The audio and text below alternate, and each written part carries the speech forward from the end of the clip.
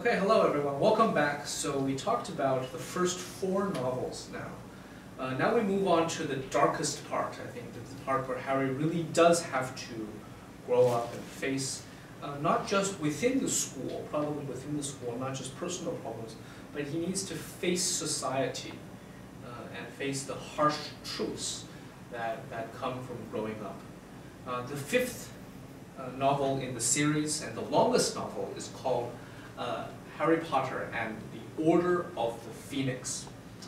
And so after the return of Lord Voldemort, Dumbledore forms a secret society. That's also very European, isn't it? A secret society called the Order of the Phoenix.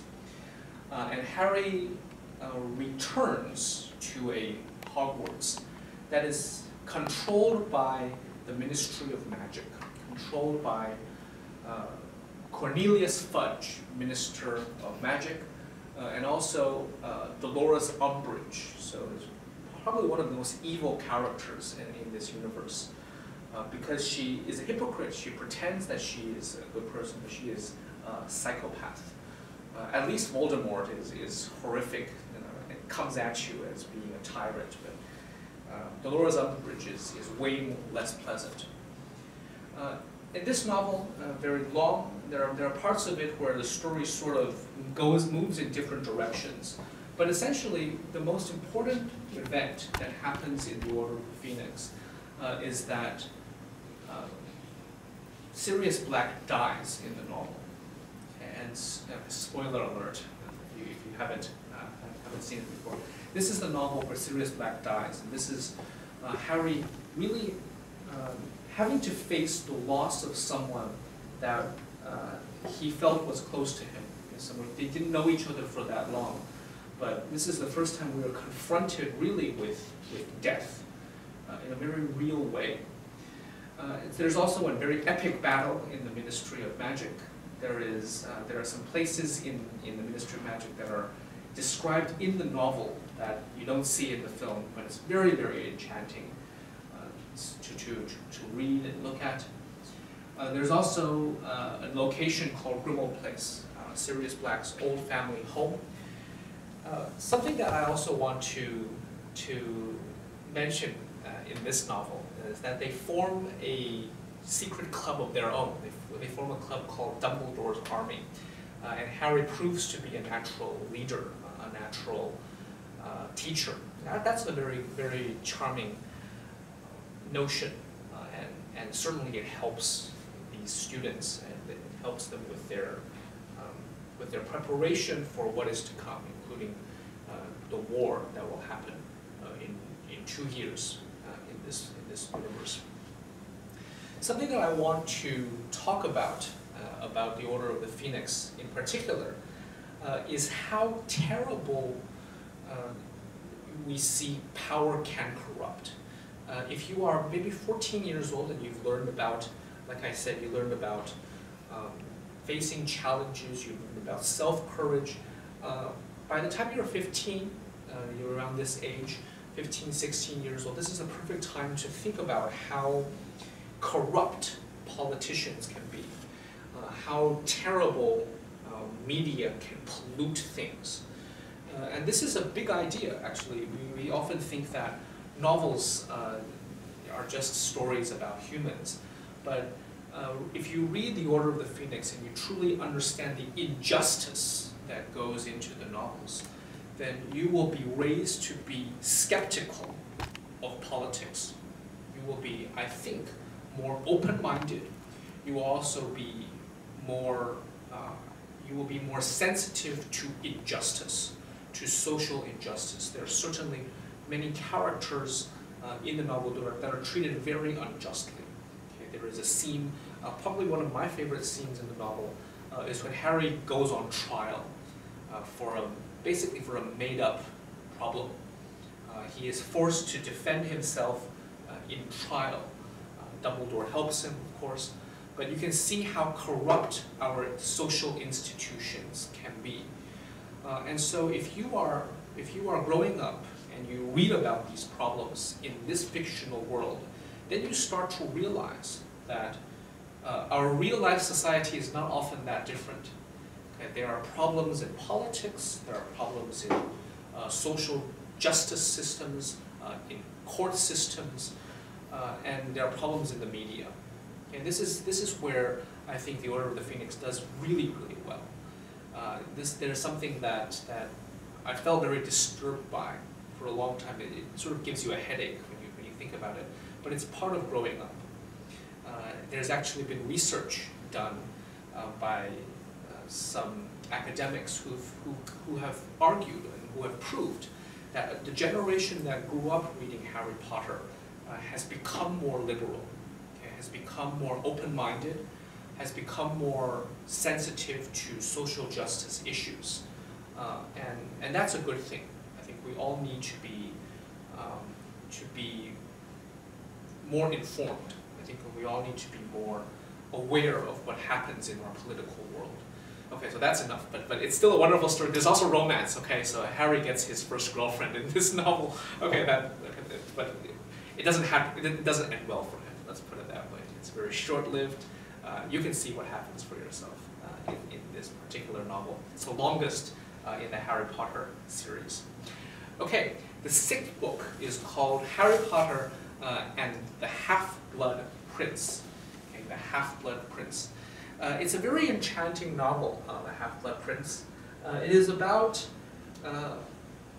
facing big problems, and how you deal with these big problems by returning to the roots. Okay, the most interesting storyline in The Half-Blood Prince is when we get to see a few things. We get to see how Lord Voldemort became Lord Voldemort. So Dumbledore takes Harry on a journey from when he first meets Lord Voldemort's parents, his grandfather, all the way until when they meet in face to face. So there is a device called a pensieve in this series, in this universe, and so Dumbledore takes Harry into a series of memories from different people of Lord Voldemort. And it's a very, very powerful storyline. We get to know that no bad person suddenly becomes a bad person overnight. There are a series of things that will happen, a series of tragic events, or a series of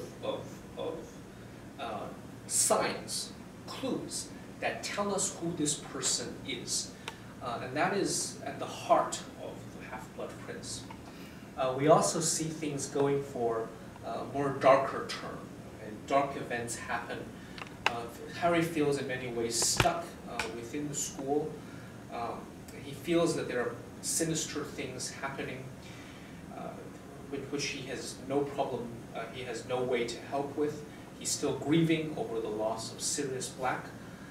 And it culminates with an adventure that Harry takes with Professor Dumbledore to find one of the Horcruxes, one of the parts of Voldemort's soul. Now, it ends, the culminating event is when Dumbledore dies, murdered, well not murdered, he's killed, but we later know that they arranged it, but he's killed by Severus Snape. And that is the event that everyone remembers in The Half-Blood Prince, when Dumbledore dies. Harry's great protector, so he is left alone to face the final war. Are there questions from the audience? There's one question. Okay, who was asking the question, even in summertime? Chin Tai Wu. Oh, Jing Tai, okay, Jing Tai. Tommy, thank you so much for watching. Yes, so what is this question? Which character do you like most in Harry Potter? Why do you like him or her or other creatures? Oh, that's very difficult. So a lot of people identify with Harry. I don't identify that much with Harry. And one of the main reasons is because I don't think I'm that much like him. I'm not like Harry or Ron. Harry is, they're more like boys. Okay? In terms of like a personality scale, I lean more, I'm more feminine. So I can't identify with some of their feelings. But Yeah, Harry is a wonderful character, but I identify very strongly with Severus Snape, I suppose. And I've told you this before, that's my favorite character. Why is this? Well, Severus Snape and I share many qualities. So for instance, so he's a professor, right? And I'm a university lecturer, right? So hopefully one day I'll be a professor as well. He wears black. I like black. He has black hair, black eyes. I have black hair, black eyes. And we both love girls named Lily.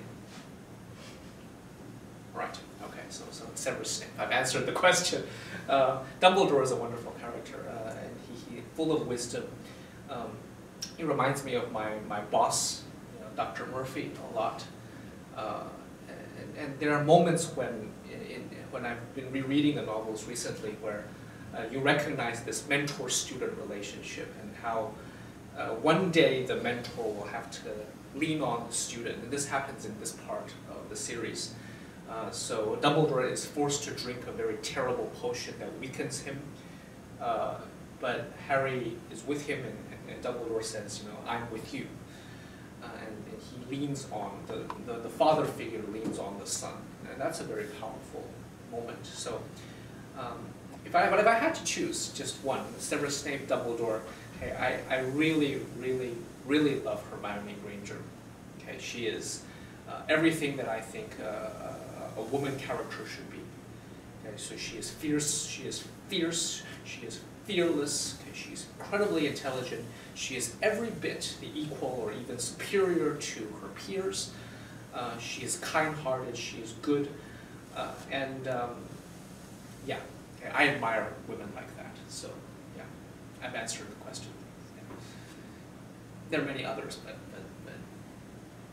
so yeah, thank you, Tommy, that's an excellent question. Okay, so you can ask, are there any others? Are there any others? No? Okay. All right, let's continue then. So HalfBlood Prince, we move on to the last novel. The last novel is called The Deathly Hallows. Okay, 死神的圣物, 死神的圣物. And Harry Potter, this turn here, Rowling has said that the novels focus very, very much on death. And as you know, Harry Potter 7 is split into 2 films, Deathly Hallows. There's the first one, and then the next one. Next image, please. Thank you. There are two parts because it just requires 2 films. They were shot at the same time, but long story. It's a very convoluted story, very hard to read in places because it's very, very sad. But basically, the heart of this story is that the heart of this entire part is that Harry needs to learn to self-sacrifice. That is something that I think all of us should really have to think about it and grapple with. What is worth my life? Would I sacrifice my personal happiness or my own being for someone I love, for a greater good, for other people? And Harry is ultimately able to do this. He is able to choose, and in the process, okay, things happen. If you have not read the first 6 novels, reading the 7th novel would not be that satisfying, because and watching the films would not be that understandable, because so much rests on, particularly books 4, 5, 6, 7. Okay, even if you didn't know most of what happens in 3, 2, 1, although you should, when you get to book 7, you really need to know where the story is. So this is the point in the story where not so many details that give backstory are there. It cuts to the story very quickly. There are some very, very exhilarating moments, and Rowling depicts these very well. There are fast chase scenes, there are war scenes, there are terrible deaths. There is a scene of torture also. So obviously this is not the first novel anymore. Yeah, one of the most heartbreaking moments in the novel, in this one, is when Dobby dies, sacrificing himself to save the people that he loves.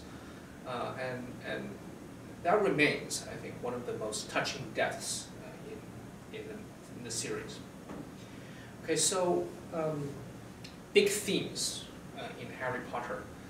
The themes of friendship, the themes of family, the themes of love, the themes of death, the theme of war and society, and ultimately good versus evil.